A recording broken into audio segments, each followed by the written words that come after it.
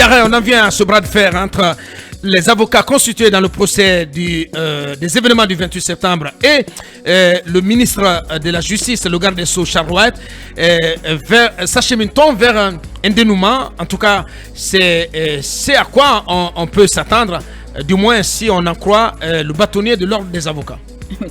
Oui, mais après, nous avons vu que le ton a monté entre les avocats et également le ministre Charles White, puisque après la sortie lundi dans cette émission de Maître Paul Yomba, nous avons quand même entendu le ministre Charles White à la sortie d'une réunion à son département s'exprimer devant des médias, là où il a laissé entendre que la position de son département ne bougera pas d'un iota. Ne bougera pas d'un iota et que s'il faut quand même apporter de l'aide, il faut l'apporter aux clients ou aux accusés qui se sont quand même qui n'ont pas de moyens, qui n'ont pas de moyens, mais pas pour autant accorder une aide aux avocats qui, selon lui, ont quand même un contrat préalablement ficelé avec leurs clients, ce qui n'est pas quand même faisable pour le moment. Il reste formel là-dessus. Et de l'autre côté, nous avons entendu Maître Paul Yomba dire qu'ils ne vont pas quand même reculer, ils vont aller jusqu'au bout. Nous allons voir ce que cela va encore donner, mais en tout cas,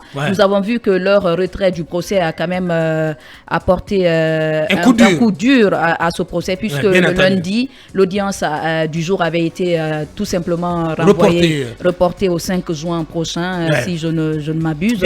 C'est pour autant vous dire que nous sommes mercredi aujourd'hui et rien ne filtre encore comme dénouement dans cette crise qui se profile. Pendant ce temps, le bâtonnier, comment il s'appelle, Maître Mamadou Soare Diop, selon Africa Guinée, a promis donc de s'impliquer pour arriver à un dénouement d'ici le lundi.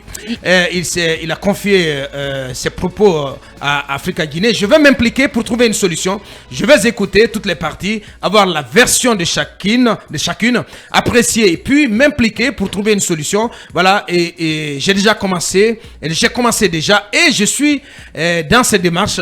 Je ne peux vous dire qu'une solution sera trouvée d'ici lundi, mais il est de mon impérium de m'impliquer pour qu'une solution soit trouvée. Oui, voilà, il a pris justement ses responsabilités, mais rien ne nous prouve déjà qu'il va réussir à quand même rapprocher les positions, faire en sorte qu'il y ait une solution autour du problème. Il a exprimé une volonté. Je vais essayer. Qu'il essaye, tant mieux. Nous allons voir ce qu'il pourra quand même faire. Est-ce qu'il réussira à convaincre surtout les membres du barreau? C'est ça le problème. Pour le moment, avec tout ce qu'on a entendu par médias interposés, nous avons compris que de part et d'autre, chacun reste campé sur sa position, alors que cela ne pourrait pas arranger ce procès qui est quand même historique pour notre pays. C'est vrai que lui, il a pris ses responsabilités, que d'autres avocats ou d'autres qui relèvent de l'appareil judiciaire, qu'ils se lèvent pour justement trouver une solution à la crise qui se profile, un terrain d'entente. C'est ce qui va quand même arranger le pays, parce que c'est tout le monde entier qui suit ce procès de par le monde. Merci. Oui, au cabinet. Mais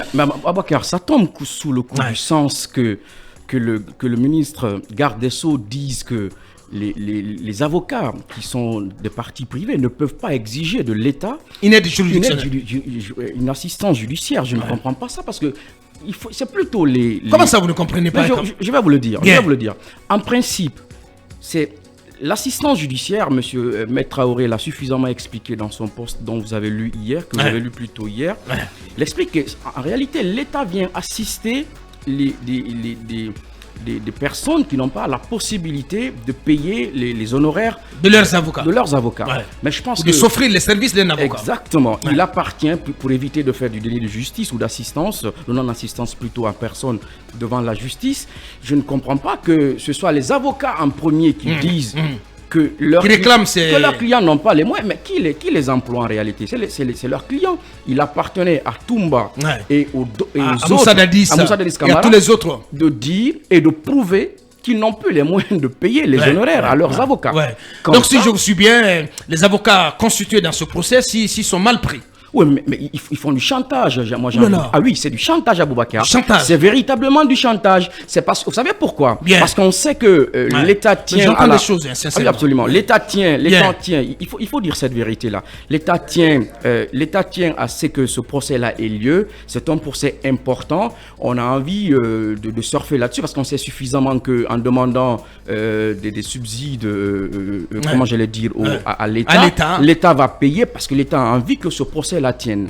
Mais je vous dis que c'est comme quand j'emploie un avocat, mais c'est moi qui dois dire que je ne suis pas capable de payer. Et puis, il faut aussi prouver. Je pense qu'ils ont manqué un peu de tact et même d'intelligence, je peux le dire. Il fallait tout simplement dire à Toumba, pour M. Paul Yomba, de dire à Paul, mais il dit, il faut dire que tu n'as plus les moyens de me payer. Et puis que l'avocat de Dadis aussi fasse cette ainsi. Toute la batterie d'avocats de Dadis. Oui, mais pourquoi? Non, mais pour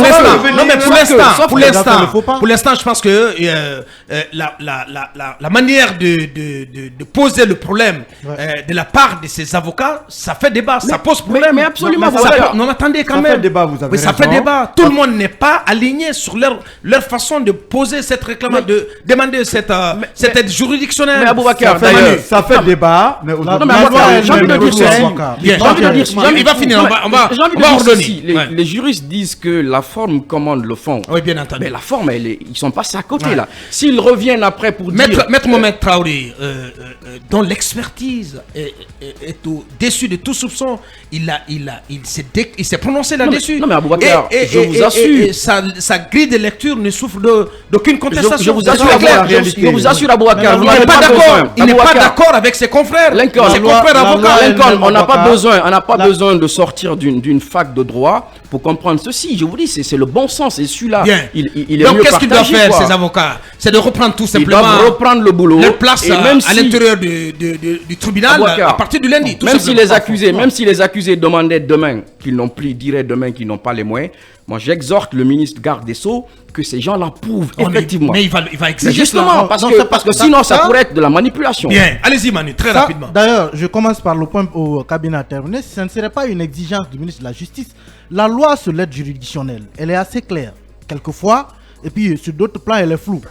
Mais quand vous regardez, c'est vrai que quand la loi vous dit que l'avocat et le détenu peuvent demander l'aide judiciaire, je pense que les avocats se basent sur cet article-là, je pense que c'est l'article 12, pour dire que les avocats et les détenus peuvent demander. Et donc, que ce soit le donc c'est dans la loi. Oui, la loi le dit. Mais en même temps, oui. Ils peuvent demander. Qui peut me sortir cet article-là, ce fameux article? En même temps, Aboubacar, pourquoi j'ai dit que c'est flou, c'est que il y a quand même. La dernière fois, moi, j'ai parlé d'une acrobatie judiciaire qu'ils vont devoir faire dans cette affaire pour prouver que il va falloir que cette aide leur soit payée. C'est que vous avez déjà des détenus qui ont des contrats de prestation avec des avocats. Et donc, ces détenus se sont engagés à payer leurs avocats. Ceux qui n'ont pas eu ces moyens, on a combien des avocats d'office? Ils sont défendus par des avocats payés par l'État. Maintenant, aujourd'hui, des avocats qui sont dans le cadre d'un contrat, donc qui doivent être rémunérés avec un montant bien précis, demandent encore une aide. La question cabinet l'a soulevée, c'est assez important parce que là, c'est l'employeur dans cette affaire, c'est le détenu, c'est l'accusé. Et en l'occurrence, c'est Toumba, c'est Dadis, c'est Tchegro et autres. C'est eux les employeurs. C'est eux qui doivent dire, nous n'avons plus les moyens de payer nos employés, qui sont nos avocats. Et dans ce cas, l'État aura bien évidemment l'obligation de leur trouver des avocats. Et ça, c'est assez simple là. Mais là, déjà qu'ils sont sous contrat, et après, l'État doit encore payer quelque part. Moi, je me dis, c'est quand même... C'est difficile à comprendre. Est-ce que c'est le contrat qui les lie qui va être honoré par l'État? Est-ce que ce contrat sera mis de côté pour que l'État fasse une autre prise en charge? Est-ce qu'ils seront déconstitués pour passer à la prise en charge d'avocats commis d'office? C'est assez compliqué. Je pense que, comme Kabine l'a soulevé, la démarche en la matière, c'était aux accusés, aux détenus, de dire qu'ils n'ont plus les moyens de payer leurs avocats. Et la loi va plus loin d'ailleurs. Lorsque le détenu dit cela, il y a deux conditions qui sont posées. La première condition, c'est que le détenu doit avoir un montant inférieur au SMIC. Le détenu qui dit qu'il n'a pas les moyens de payer l'avocat doit avoir un revenu inférieur au SMIC. Et dans ce cas, l'État va le prendre en charge pour lui. Et lorsqu'il n'a pas, il est au-delà du SMIC, ou alors on peut pas, il n'a pas de revenu salarial, l'avocat, la loi autorise le ministère de la Justice à aller plus loin, faire des enquêtes même sociales pour voir que effectivement ces détenus n'ont pas les moyens, n'ont pas les revenus nécessaires pour se payer les services d'un avocat. Est-ce que c'est le cas pour eux tous? J'ai parlé tantôt ici du cas de Tchegouro Kamara, qui était en poste jusqu'au coup d'État. Depuis le CNDD jusqu'au coup d'État, Tchegouro par exemple, il était en poste. Vous allez dire qu'il n'a pas, aujourd'hui, même dans un compte ou à la maison, un montant égal au SMIC, quand même. Il a au moins le SMIC aujourd'hui en termes de revenus. Alors, comment est-ce que pour des gens comme ça, on peut convaincre le ministère de la Justice? Mais Touma, lui, il est en prison depuis une éternité quand même. C'est pourquoi j'ai dit... C'est pourquoi j'ai dit... Même si on le voit en boubou froufroutant, il n'a pas forcément des moyens. La démarche... On sait bien que c'est des bases qu'on lui offre. Oui, Abaka. La démarche... Depuis Sigring. L'État peut bien prendre en charge ces détenus. Mais, encore une fois, la manière par laquelle les avocats ont adressé cette question, elle a péché. Parce qu'il faut déjà que les détenus eux-mêmes disent qu'ils ne peuvent plus. Lorsque le juge se retrouve face à un détenu qui n'a pas d'avocat, évidemment, on va arrêter pour lui trouver un avocat. Pourquoi pas? Bien. Allez-y, Lincoln. Il y a une question qu'il faille se poser à Bakar. Est-ce que la démarche des avocats est illégale? Si la loi permet et aux avocats et à ces détenus de demander l'aide juridictionnelle et que ces avocats fassent la demande, c'est pas illégal. Moi, j'estime que les avocats ont profité de la faille de la loi pour se faire entendre. C'est pas illégal la démarche. Deuxièmement, Abakar, aujourd'hui... Non, elle est logique si la loi le permet. Le prévoit. Mais la loi le prévoit. Est-ce que le roi? Mais quel roi? Si la loi le prévoit, la démarche n'est pas illégale. C'est la loi qui demande que les avocats puissent être dans cette démarche. Et pour eux et pour les détenus. Deuxièmement, les avocats vont tout à l'heure arrêter leur marche. Mais les prévenus vont dire qu'ils n'ont pas les moyens. Tout cela va concourir à quoi? À arrêter le procès. L'un ou dans l'autre cas... Non, mais dans l'un ou l'autre cas, c'est le procès qui va prendre un coup. On va tout à l'heure parler d'Adis. Depuis 13 ans, il a des avocats. Toumba, est-ce qu'ils ont tous les moyens aujourd'hui pour entrer ces avocats? La question reste. Et puis il y a bien d'autres accusés aussi qui devraient être dans une situation financière plus ou moins compliquée. Alors si la loi le permet, moi je pense qu'ils vont en profiter. La démarche n'est pas illégale. L'État n'a qu'à trouver les moyens. Et c'est le moment de faire, en tout cas, une sorte de bonne gestion des dépenses par rapport au procès. Parce qu'il y a des magistrats aujourd'hui qui gagnent beaucoup plus qu'ils devraient gagner. Les logements pris en charge et ainsi de suite. Pourquoi pas ces avocats? Parce que sans avocats, pas de procès final. Merci. Voilà quelques réactions là-dessus très rapidement avec Alseni Sall de l'OGDH. Abakar, ce bras de fer entre le ministre de la Justice et les avocats par médias interposés ne peut être la solution dans une telle circonstance. Je rappelle tout simplement que c'est l'État guinéen, parti statut de Rome sur la CPI, qui s'est engagé à prendre toute sa responsabilité pour juger ce dossier. À cet effet, il serait plus judicieux de s'inscrire dans une dynamique de dialogue et de concertation avec ces acteurs majeurs de ce procès. Et puis, Sayo Mara, les avocats peuvent bel et bien demander l'aide juridictionnelle. Voilà, c'est un spécialiste qui s'exprime.